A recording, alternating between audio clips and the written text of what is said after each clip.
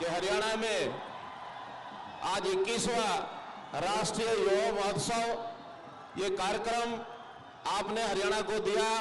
मैं इसके लिए भारत सरकार का आपका बहुत बहुत आभार प्रकट करता हूं। ये 5000 युवा साथी देश भर के सब प्रांतों से यहाँ आए हैं। ये युवा, इनके दिलों की धड़कन, जैसे स्वामी विवेकानंद जी का आज जन्मदिन है, स्वामी विवेकानंद जी इनकी दिलों की धड़कन, वो भी नरेंद्र थे, आप भी नरेंद्र हैं, आप भी उनकी युवाओं के धड़कन हैं। मैं आपसे निवेदन करता हूं कि इन राष्ट्र के युवाओं को आप संबोधित करें। आपका बहुत बहुत आभार।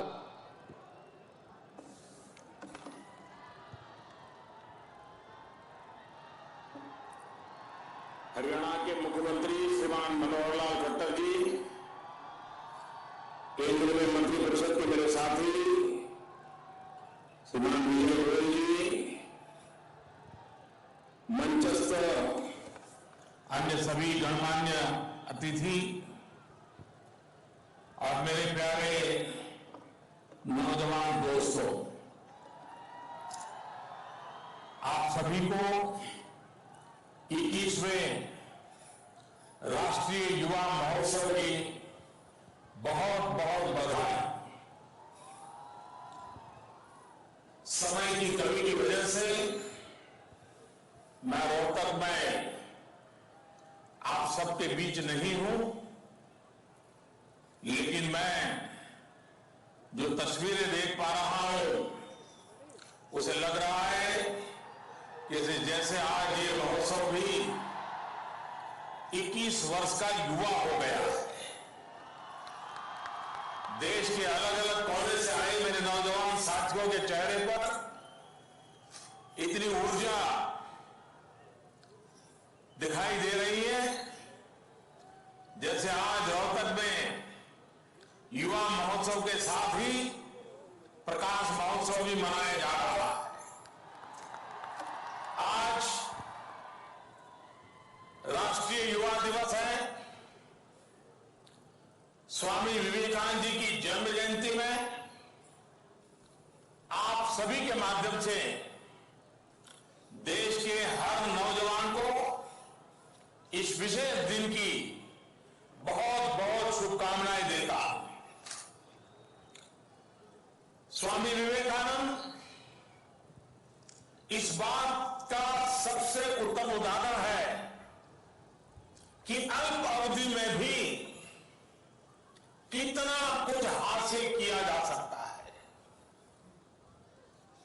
उनका जीवन बहुत कम समय का था।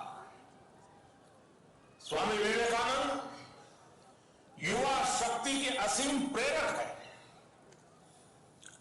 स्वामी विवेकानंद जी कहते थे, हमारे देश को इस समय आवश्यकता है लोहे की तरह ठोस मांसपेशियां और मजबूत स्नायु होने वाले शरीरों की। आवश्यकता है दृढ़ इच्छा शक्ति संपन्न युवाओं की।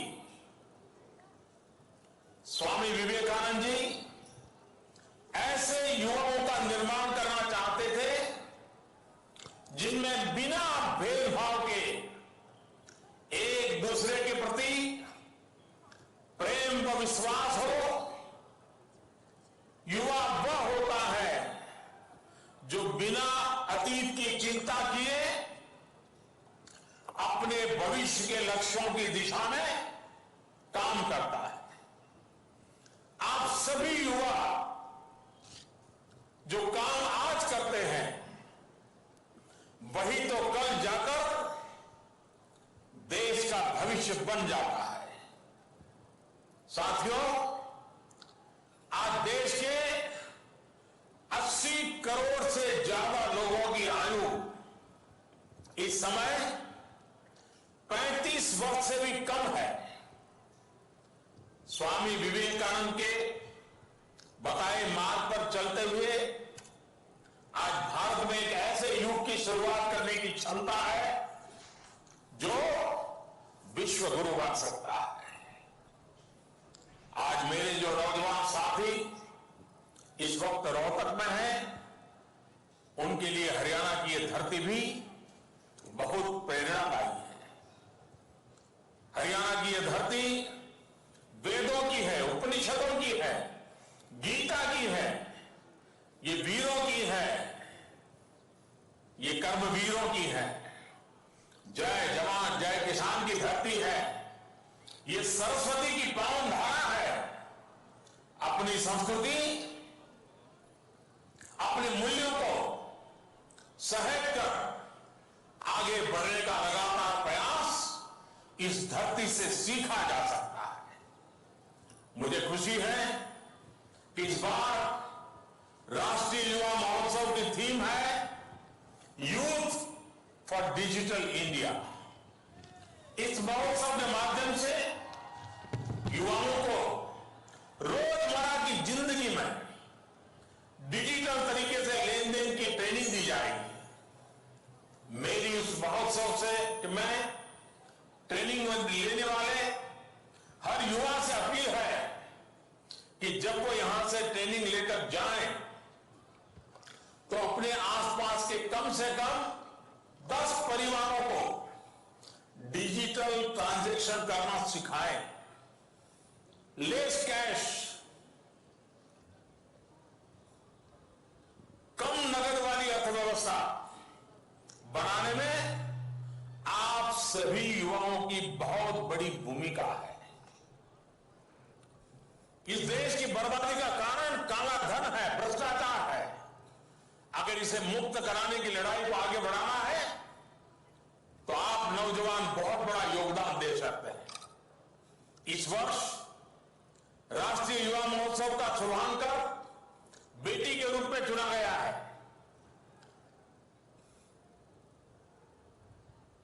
माड़ी लाडो इस महोत्सव के माध्यम से बेटी बचाओ बेटी पढ़ाओ अभियान के बारे में जागरूकता बढ़ाने का प्रयास बहुत ही सराहनीय है। हरियाणा से ही केंद्र सरकार ने बेटी बचाओ बेटी पढ़ाओ अभियान की शुरुआत की थी। इस अभियान का इस क्षेत्र में बड़ा असर दिख रहा है। बदलाव की शुरुआत हुई है। सेक्स रेशियो में काफी बदलाव आया है। पूरे देश के लिए ये बदलाव प्रेरक रहा है। मैं हरियाणा के लोगों को इसके लिए खास तौर पर बधाई देता हूं और ये बात इस बात को दर्शाता है कि जब लोग ठान लेते हैं, जनता जनार्दन संकल्प कर लेती है तो असंभव भी संभव हो जाता है। मुझे उम्मीद है कि जल्द ही पूरे देश के लिए गौरवपूर्ण परिस्थिति हरियाणा निर्माण करके दिखाएगा।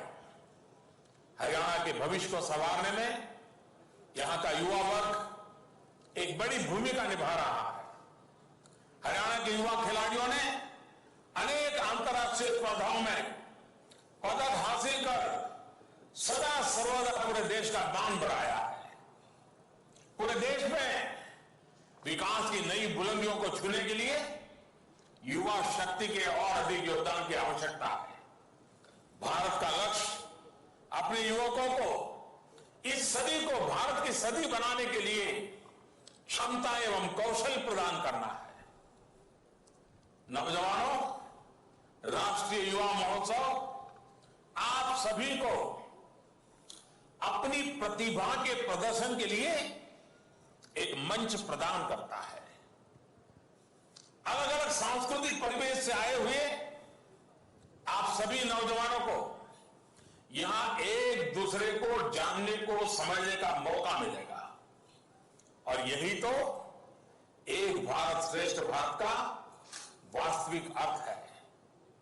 अभी थोड़ी देर पहले ही युवा महोत्सव में सभी राज्यों और केंद्र शासित प्रदेशों के सांस्कृतिक दलों का मार्गपास्ट निकाला गया।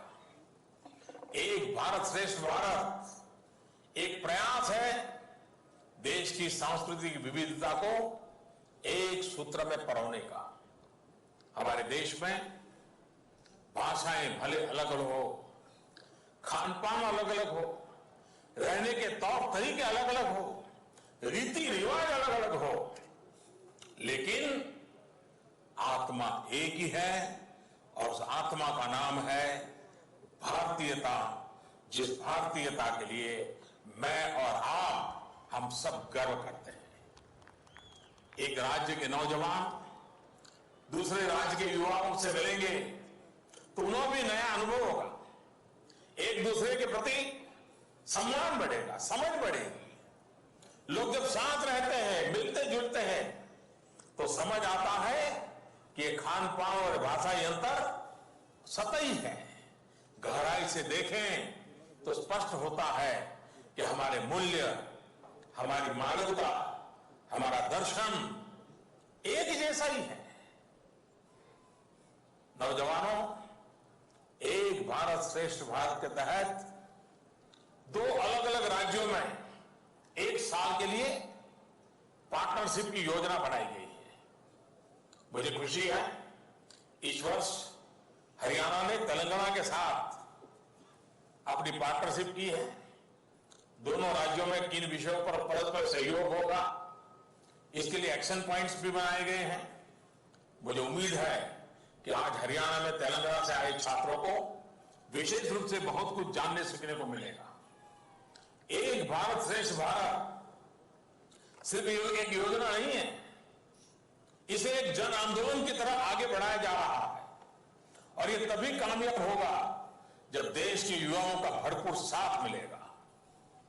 मेरे नौजवान साथियों, इस वक्त देश पंडित दीनदयाल उपाध्याय की शताब्दी मना रहा है। देश के नौजवानों के लिए पंडित जी का मंत्र था चरैवेति चरैवेति चरैवेति, यानी चलते रहो, चलते रहो, रुकना नहीं है, थमना नहीं है, राष्ट्र निर्माण के पथ पर चलते जाना है।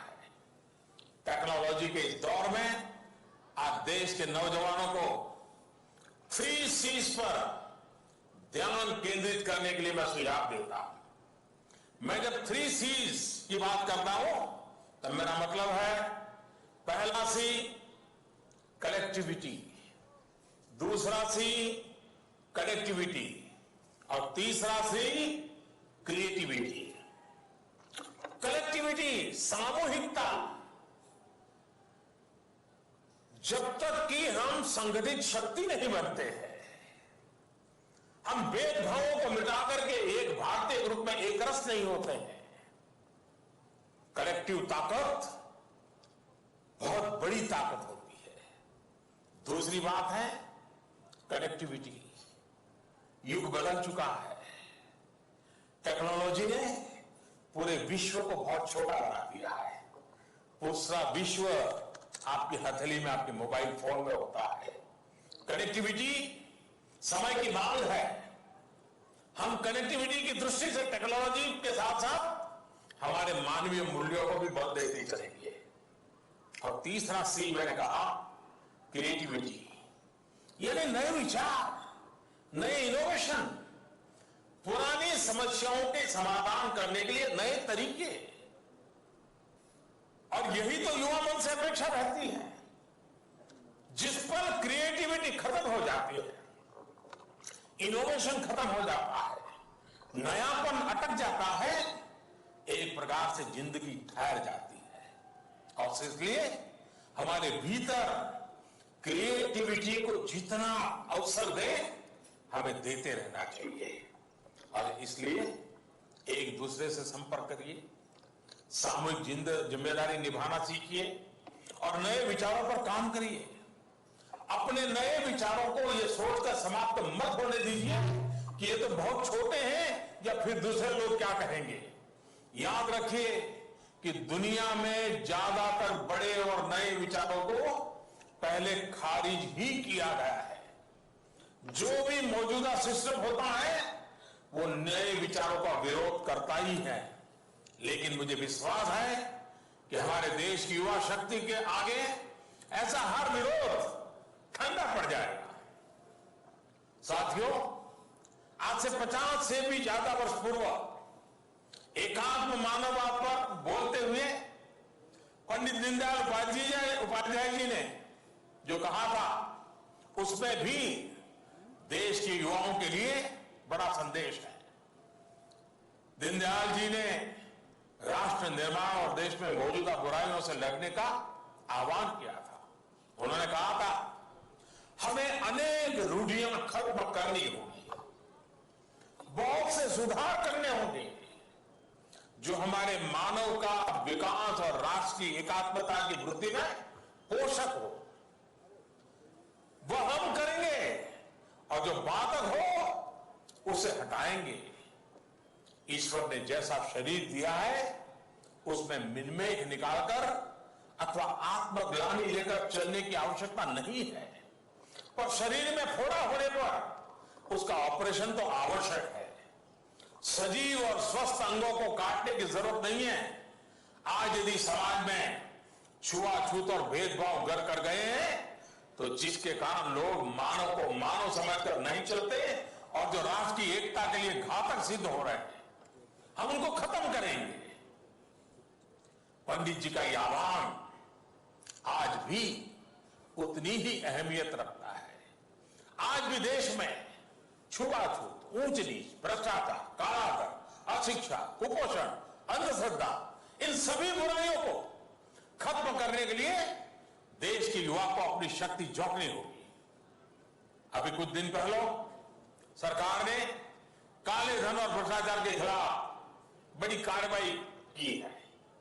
इस कार्रवाई को जितना समर्थन मेरे नौजवान दोस्तों ने दिया है, वो इस बात का सबूत है कि समाज में व्याप्त बुराई को मिटाने के आप सभी में कितनी जबरदस्त इच्छा शक्ति है।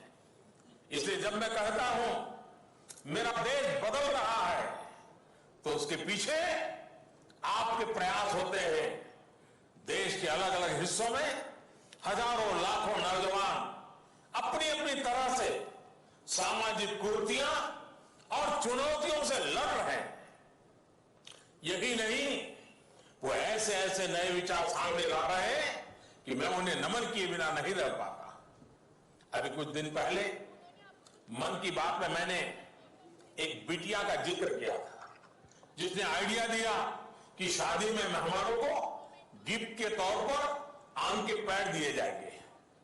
पर्यावरण को बचाने के लिए कितना अद्भुत तरीका है। इसी तरह एक इलाके में लोग कूड़े के डिब्बों की कमी से बहुत परेशान थे। ऐसे में वहां के नौजवानों ने मिलकर कूड़े के डिब्बों को एडवर्टाइजिंग के साथ जोड़ दिया। अब वहां की सड़कों पर आपको हर जगह कूड़े के डिब्बे नजर आएंगे, जिन पर विज्ञापन भी होगा। अब वहां कूड़े के डिब्बों को डस्टबिन नहीं, एडबिन बोलते हैं। नया शब्द दिया, डस्टबिन से एडबिन। ऐसे भी नौजवान हैं जिन्होंने पिछले महीने रिले फॉर्मेट में सिर्फ 10 दिन में लगभग 6000 किलोमीटर साइकिल चलाकर गोल्डन क्वाड्रिलेटरल चैलेंज को पूरा किया है। इनका सूत्र वाक्य बहुत ही प्रेरक है, बड़ा इंटरेस्टिंग है। उनका सूत्र वाक्य है, follow the rules and India will rule. हमारे देश में ऊर्जा से भरे हुए ऐसे नौजवान हर कोने में उपस्थित हैं।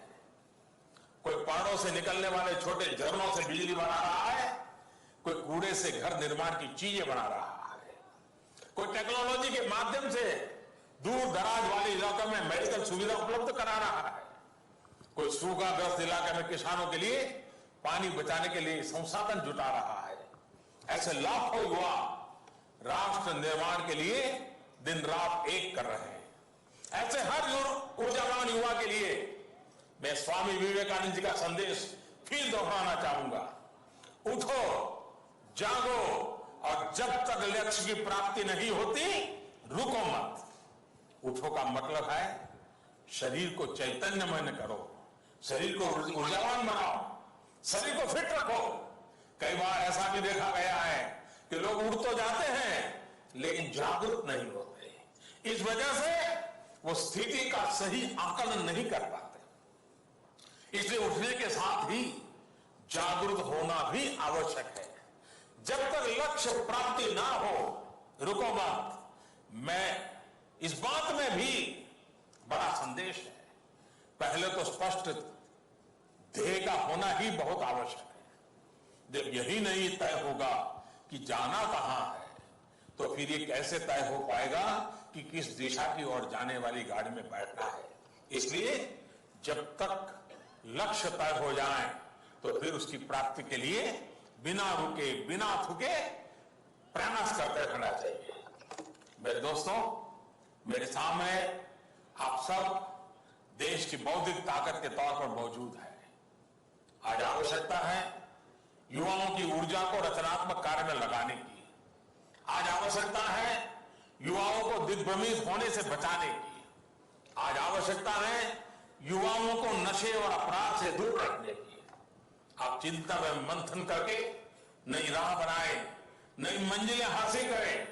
आपके सामने संभावनाओं का खुला आकाश है। आज आवश्यकता है कि युवा सेवा की बेजोड़ मिसाल बने। उनके चरित्र में ईमानदारी व निष्पक्षता हो। हर चुनौती को सामना करने का जज्बा हो।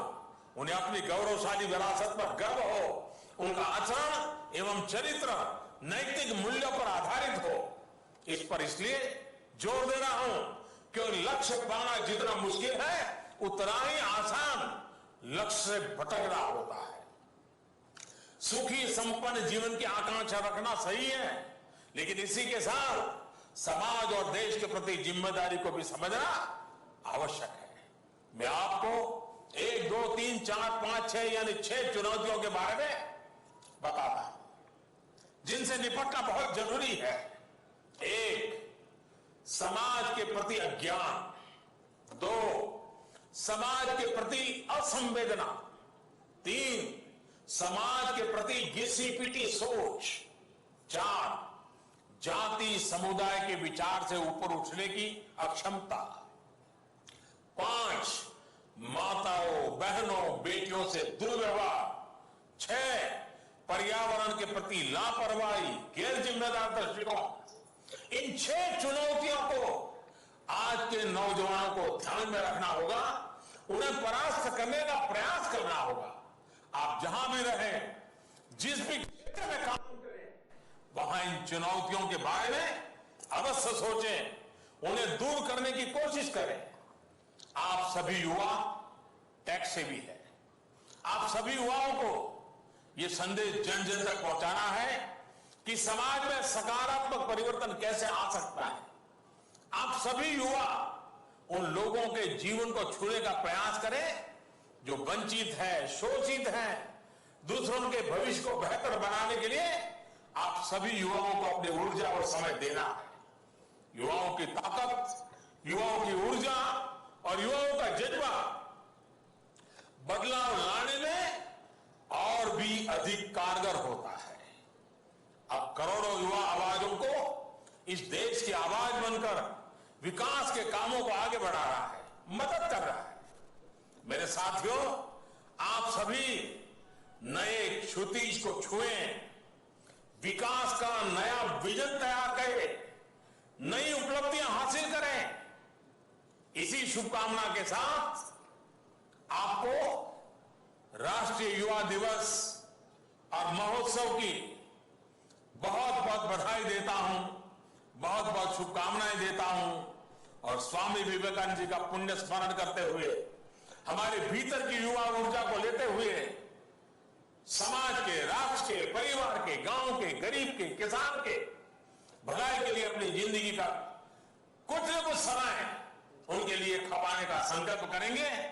देखिए, जीवन में कुछ करने का जो संतोष मिलेगा, उस संतोष की जो ताकत होगी, वो संतोष स्वयं में एक ऊर्जा का रूप धारण कर लेगा। मेरी आपको बहुत बहुत शुभकामना है। देश के कोने कोने का आए हुए नौजवान एक प्रकार से लघु भारत मेरे सामने है।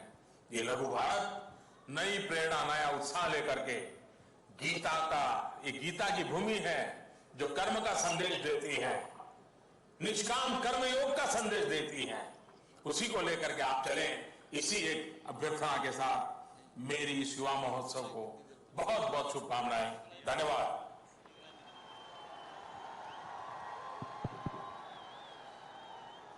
प्रधानमंत्री जी, आज मुझे पता है कि आपका समय इतना व्यस्त है, उस व्यस्त समय में से आपने हमारे लिए इतनी दूर से इस वीडियो के माध्यम से, वीडियो कॉन्फ्रेंस के माध्यम से हमको मार्गदर्शन दिया।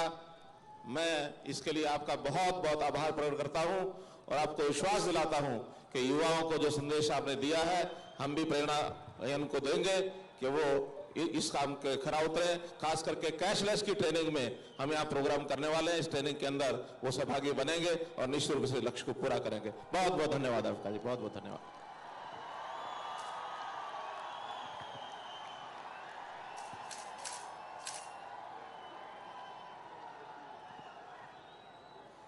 बहुत बहुत आभार माननीय प्रधानमंत्री महोदय का। देवेश सज्जनों, एक बहुत ही अनूठा और बहुत ही प्रेरक क्षण हम सब के लिए, जब प्रधानमंत्री महोदय ने स्वयं अपनी तमाम व्यस्तताओं के बीच हम सबको प्रेरित किया, संबोधित किया। निवेदन आप सबसे ये जरूर करेंगे कि अभी आप बैठे अपनी जगह पर, क्योंकि बहुत ही आकर्षक कुछ सांस्कृतिक प्रस्तुतियां बहुत अच्छे कोरियोग्राफर्स ने आपके लिए खास आज के लिए तैयार की हैं। लेकिन उससे पहले उन खिलाड़ियों को हम मंच पर आमंत्रित करना चाहेंगे जिन्होंने इस देश का नाम रोशन किया है।